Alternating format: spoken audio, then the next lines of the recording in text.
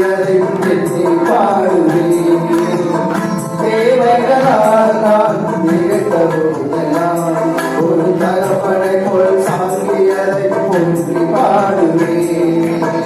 தனிமையிலே நான் அழுத போதெல்லாம் ஒரு தாய போல தேற்றியதை எண்ணி பாடுவேன்.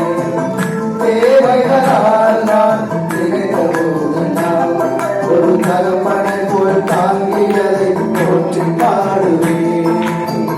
குறைகள் எல்லாம் இருவைகள் தந்து என்னை வெறுக்காமல் நேசித்தீரையா. குறைகள் எல்லாம்